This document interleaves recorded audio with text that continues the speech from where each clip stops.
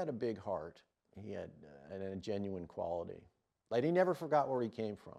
The guy from the Bronx in hard times, even when he was successful, he had a certain sincerity, a genuineness. Well, it was a strong personality. Oh yeah, he was a New Yorker, he was edgy. Sandra Dee was 18 when she married Bobby Darin. She had already survived things no child should ever face. He had already been told he might not live past 30. Two broken people trying to build something whole. But secrets have a way of destroying what they're meant to protect. Bobby's jealousy exploded over moments that meant nothing. Sandra's silence hid pain that meant everything. Their son spent years piecing together what really happened, and when he finally told the world, the story was far darker than anyone had imagined. Sandra Dee came into the world on April 23, 1942, in Bayonne, New Jersey, and her life seemed to fall into darkness before she could even understand what childhood should feel like. Her mother, Mary Duvin, was working as a secretary and was pregnant at the same time. And one day, she gave birth alone in a hospital bathroom with no family beside her. For a while, it was just Mary and little Alexandra Zuck, who would later be known as Sandra Dee. Things stayed that way until 1951, when Mary married a man named Eugene Duvin, a Russian-born man from 1898 whose presence changed everything. Sandra was only 4 when he entered their home, and soon her childhood turned into something she could never escape. At 5, she was already enduring sexual abuse from him, right there in the same apartment where her mother pretended to sleep a few feet away.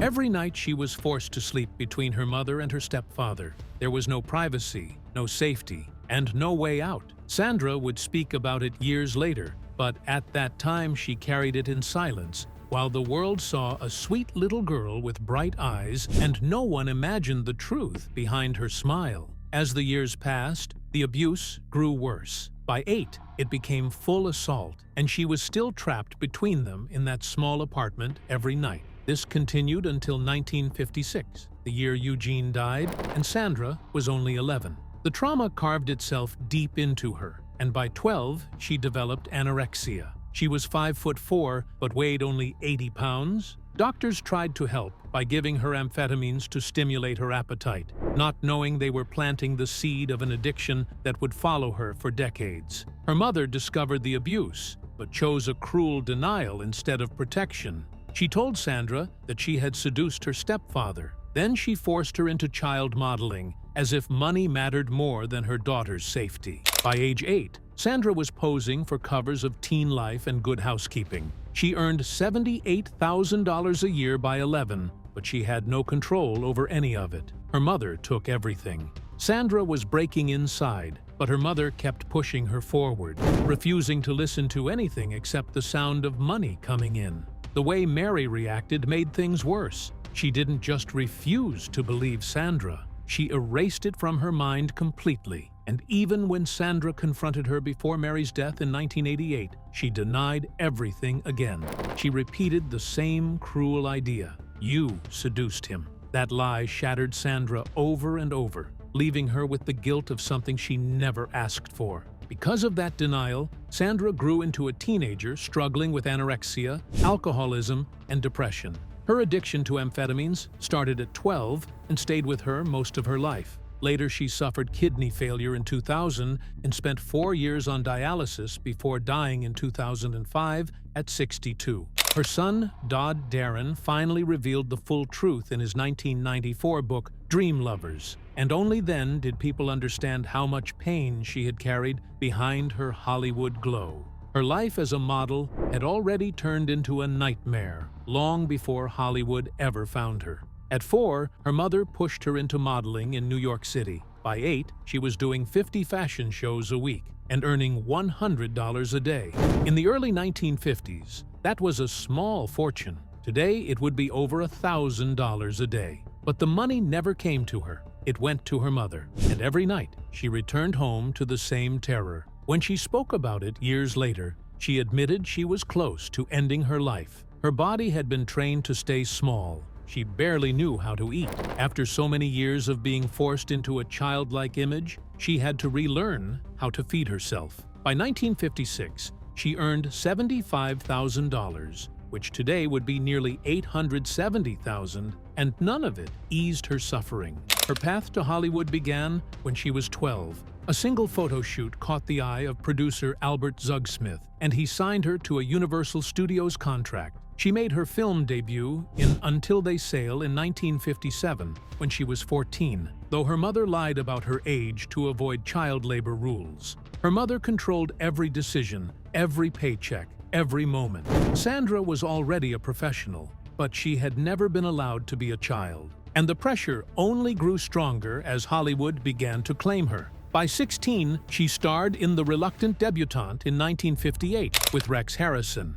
Critics praised her innocence, completely unaware she weighed 82 pounds and was taking amphetamines daily to keep herself going. She was also hiding black eyes under makeup, injuries left from her stepfather's beatings long before Hollywood lights hit her face. The studio admired her wholesome charm, but behind closed doors, she was fighting sickness, fear, and a loneliness she never escaped. Her big break came in 1959. She became the face of innocence through Gidget and A Summer Place. She won a Golden Globe for Most Promising Newcomer that same year. But her success came with a brutal price. Between 1958 and 1963, she made 18 films in 5 years. She fainted on set more than once because she was down to 90 pounds. She depended on amphetamines to stay awake and on alcohol to fall asleep. Her mother kept tight control over her money. Sandra's life moved fast, but inside she was falling apart. Her Tammy movies were some of her biggest hits. Tammy Tell Me True in 1961 and Tammy and the Doctor in 1963 paid her $250,000 for each film. But she never saw the money. Her mother kept every dollar. Sandra was pushed to work nonstop, and even as she smiled for cameras, she felt empty and trapped. She confessed later that she had been bullied into fame by both her mother and stepfather, and she lived like a prisoner in her own success. Rome Adventure in 1962 introduced her to Troy Donahue.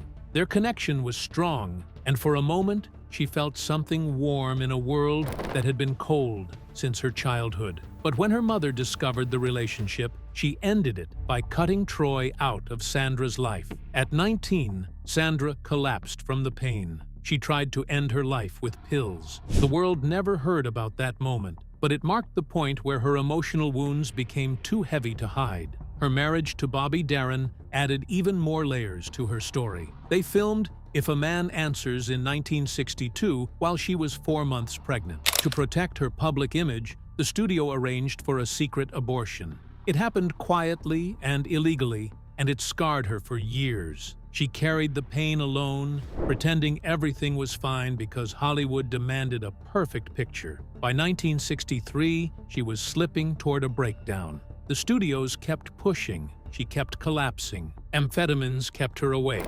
Alcohol pulled her down, and no one stopped it. Her last major hit, I'd Rather Be Rich in 1964, came at a time when she was already fading. Her anorexia was worse than ever, and she often refused food on set. Directors argued with her. Crew members worried about her. Her career slowly faded, and so did her health. She became more withdrawn, more fragile, and more overwhelmed by everything she had survived. Sandra Dee's fall began slow, almost quiet, and then everything started slipping at once. It was 1966 when studios began pulling away from her, whispering about her being unreliable, worrying about the way she showed up to meetings tired, shaky, or not at all. The rumors grew as her drinking worsened and pills became part of her routine. By 1967, she arrived on the set of the film Rosie Intoxicated, and that was the moment everything snapped. She was fired, sent home, and the news traveled fast.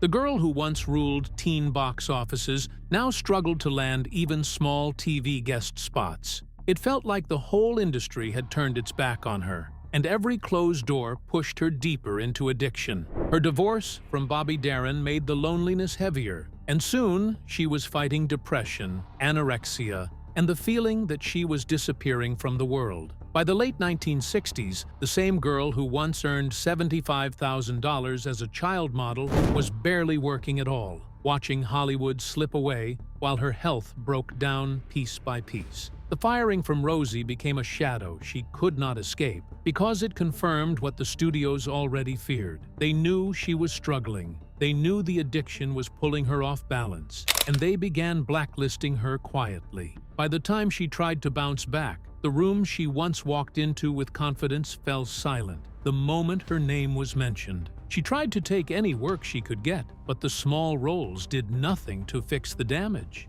Her eating disorder made everything worse. Producers saw her shrinking frame as a risk, and directors worried she might not make it through entire shoots. Her reputation was tangled in tragedy, and even when she tried to reach out for help, Hollywood had already moved on.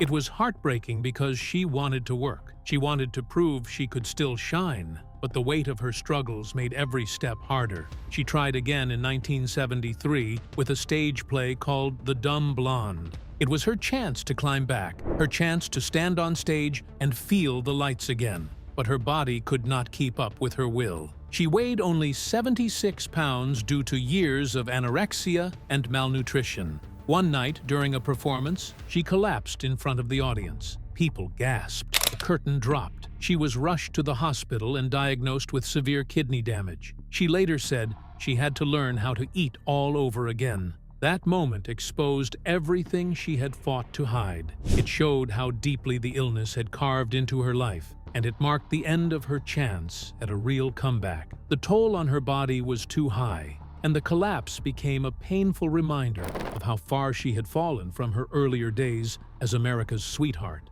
Her final film came in 1983. It was called Lost, and the role felt almost too close to her real life because she played an alcoholic mother trying to hold on to something fragile. She was 41 and made $5,000 for 2 weeks of work, a tiny sum for someone who had once been a major Hollywood name. The movie did not make waves, and when it was over, she stepped away from the industry almost entirely. She once said she felt like a has-been who never was, and that confession carried all the weight of someone who knew her dreams had slipped away long before she was ready to let them go.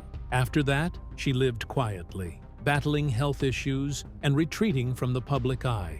Lost became the last time her face appeared on screen, sealing the end of a career that should have lasted much longer. Through the 1980s and 1990s, she showed up here and there on television, including a small role in a soap opera in 1989. But by then, she was living on only $800 a month from Social Security. To add a little more, she sold autographs for $10 each at fan conventions. The woman who had once been adored worldwide now spent her later years in near seclusion. Her world grew smaller as her health continued to fade, and she mostly stayed home, far from the cameras that once couldn't get enough of her. It was a heartbreaking shift from teen royalty to quiet isolation, and it showed how unforgiving Hollywood could be once it decides someone is no longer useful. There was one moment that could have changed her story. In 1978, the producers of Grease offered her $50,000 for a cameo as Tammy. It would have been a nostalgic nod to her legacy, but she turned it down.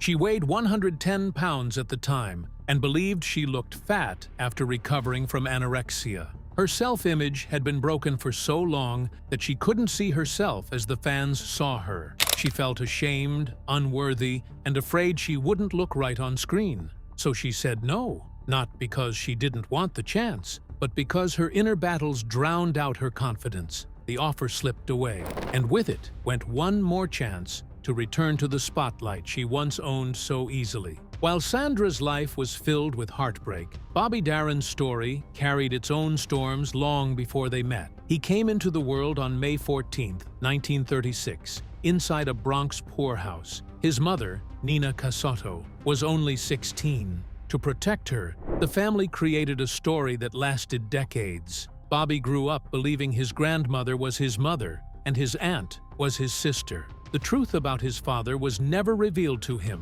He carried this secret through his whole life. always feeling like something important was missing. It shaped him in ways he didn't talk about, feeding his drive to become someone big enough to outrun his beginnings. When he was 8, he got rheumatic fever. It attacked his heart and left him fragile. Doctors told the family he might not live past 16. Bobby overheard that. It planted a fire in him that never went out. He pushed himself harder than anyone else around him because he believed time was running out. Between ages 8 and 13, he suffered through 4 major bouts of the disease. He missed school, endured pain, and lived with the feeling that every day mattered. His work ethic came from that fear, from that urgency. He wanted to make his mark before the clock stopped. In 1958, at 22, he wrote and recorded Splish Splash. It started as a bet with DJ Murray the K. Bobby wrote it in 1 hour, and it climbed to number 3 on the pop charts and number 2 on the R&B charts.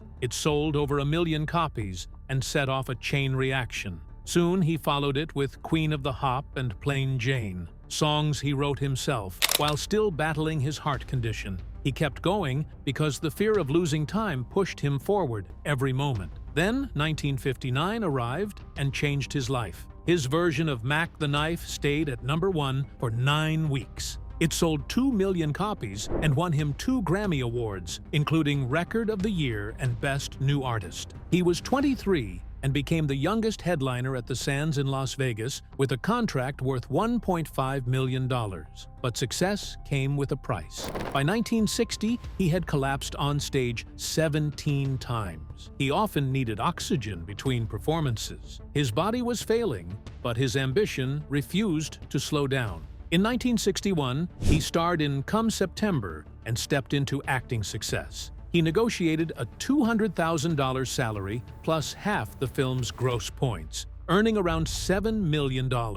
And during that time, he fell for Sandra Dee. She was 18. He was 24. Their romance began on the set in Portofino, Italy. It started with a fake wedding scene. Bobby pushed for a real kiss. Sandra rejected him 16 times because she was shy, insecure, and battling anorexia. On the 17th take, she finally kissed him. The moment felt magical on camera, but off camera she was terrified. And Bobby felt a mix of excitement and confusion. Her fragility pulled him closer, and her resistance challenged him even more. They stayed up talking late into the nights. He wanted to understand her. She wanted to trust him. Their connection grew fast, shaped by charm, fear, and a need for someone who wouldn't leave. He proposed on October 30th, 1960, only 4 months after they met. Sandra's mother, Mary, didn't trust him at all. She demanded a $200,000 prenuptial agreement. Bobby was so desperate to marry Sandra that he signed it without reading it. That signature added a permanent tension to their relationship. Mary saw it as protection. Bobby saw it as humiliation. Sandra felt trapped between the two. The pressure built quietly around them. They eloped on December 1st, 1960, in Elizabeth, New Jersey. The ceremony lasted only 4 minutes. Sandra wore a borrowed dress. Friends stood in as witnesses. When Mary heard the news, she fainted outside the courthouse. The wedding was fast, emotional, and filled with chaos. Sandra later said she felt scared and safe at the same time. It was a strange mix that defined their whole relationship. The borrowed dress, the rushed ceremony, the secrecy, all of it reflected the intensity that was already pulling them in different directions. Their first night in Bobby's Hollywood mansion exposed wounds neither of them were ready to face. Sandra froze during intimacy. The trauma she carried from childhood abuse caught her in place. Bobby, who had always been confident with women, suddenly felt helpless and afraid he would be rejected again. A distance settled between them, and the house that should have been a haven turned into a place full of unspoken fears and growing silence. In March 1961, they announced a pregnancy. Behind the scenes, Sandra had a secret abortion in May. It was private, painful, and emotionally devastating. She hemorrhaged for 3 days. Bobby blamed himself. Sandra pulled away. Their marriage, already strained, began unraveling. They still tried to act like Hollywood's golden couple in public, but inside their home, everything felt fragile. In 1963, everything inside Bobby Darin seemed to twist the moment he watched Sandra Dee laugh with Peter Fonda on the set of Tammy and the Doctor. It was a small moment, just a simple laugh, but it hit Bobby like proof of something he already feared. There was no affair. Yet his mind raced until he convinced himself Sandra was being unfaithful. He reacted fast. He called their therapist, Dr. Judd Marmer, and told him to instruct Sandra to divorce him the next day. Sandra heard about it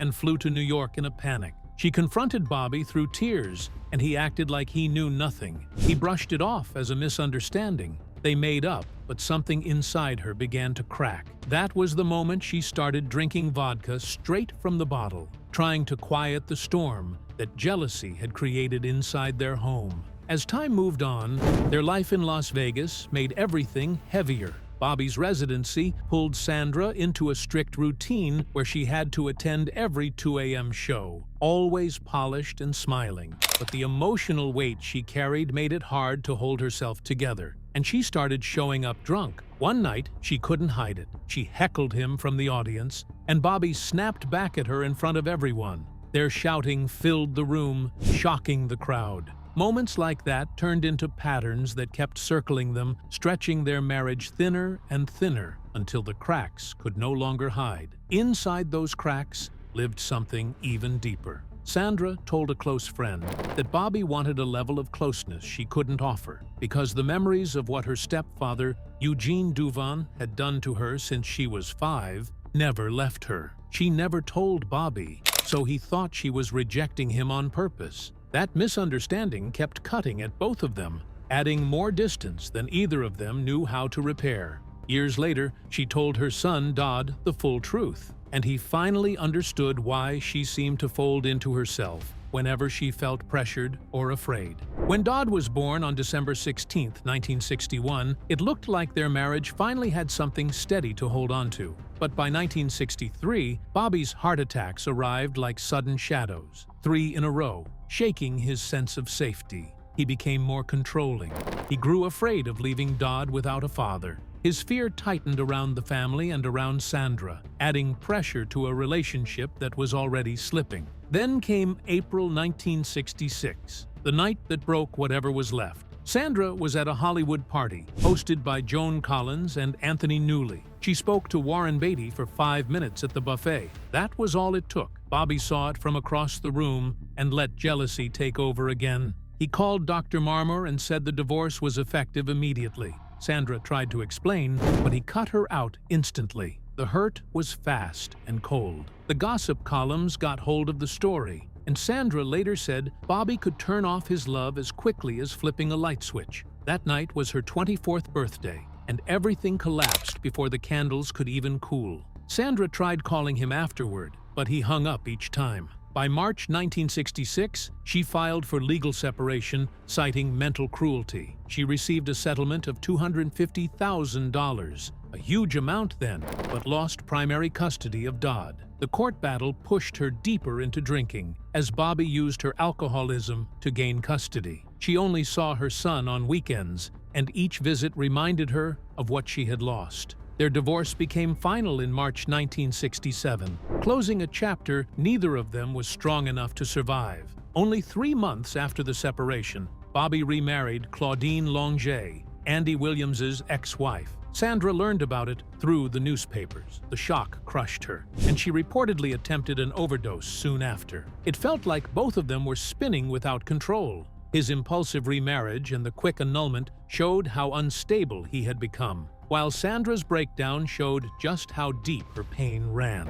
During the custody battle, Bobby leaned hard on Sandra's drinking to win primary custody of Dodd. The ruling hit her harder than she expected, because losing daily access to her son made her feel even more broken. Hollywood insiders whispered about the emotional toll on Dodd as he was pulled between 2 parents who still loved each other but couldn't stop hurting each other. Sandra later said that the custody decision was one of the most painful things she ever lived through. Even after the divorce, something inside both of them kept pulling them back together. Bobby visited Sandra every night. They shopped for houses in Bel Air.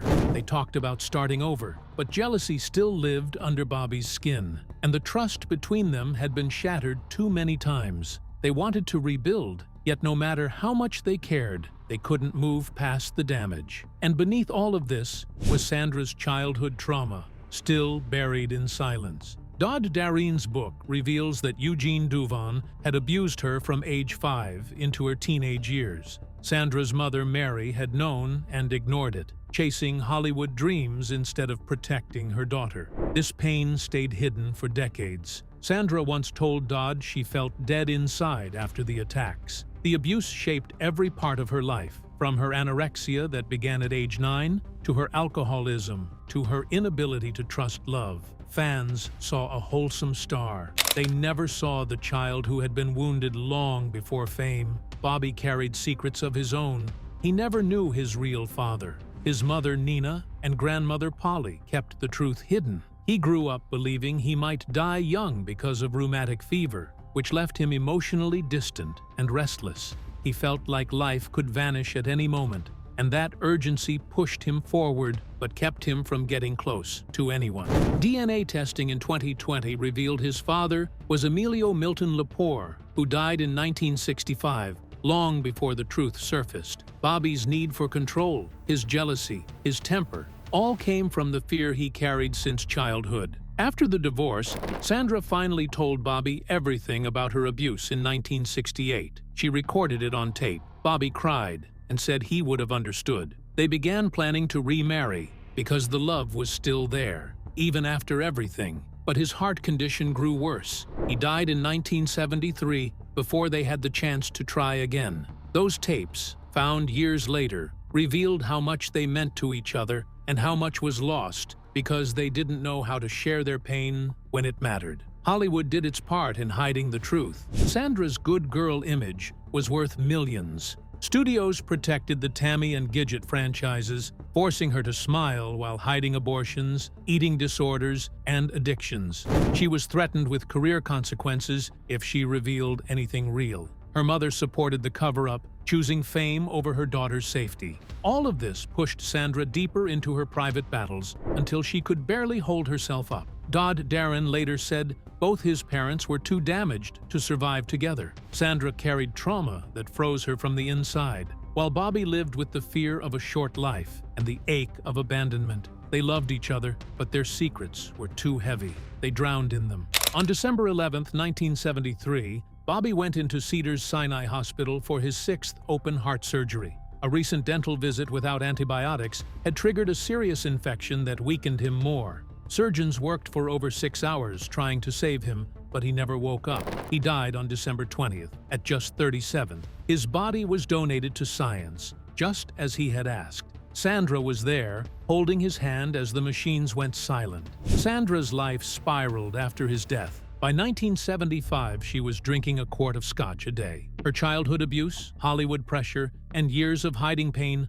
left her trapped. She had lived with anorexia since she was 9. By 2005, she was hospitalized for kidney disease and pneumonia, weighing only 80 pounds. She died at 62. Her last words to Dodd were, "Take care of yourself." Her entire life had been shaped by trauma she never fully escaped. When Bobby died, his estate of about $1.25 million went entirely to Dodd. Bobby's mother, Nina, who had raised him, received nothing.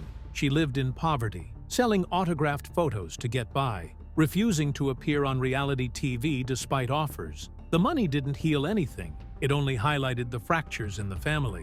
Sandra's mother, Mary, left her own confession before she died in 1988. She admitted she knew about the abuse, but ignored it to protect herself. That silence shaped Sandra's entire life. It created the disorder, the drinking, the fear, the shame. It carried into Sandra's marriage and passed into the next generation through the stories Dodd later uncovered. Years later, Hollywood offered a polished version of Bobby and Sandra's lives with the 2004 biopic Beyond the Sea. The film left out most of the truth. It erased the pain, softened the abuse, and hid the real struggles. It covered the story in gloss, leaving the audience unaware of the darkness that shaped their lives.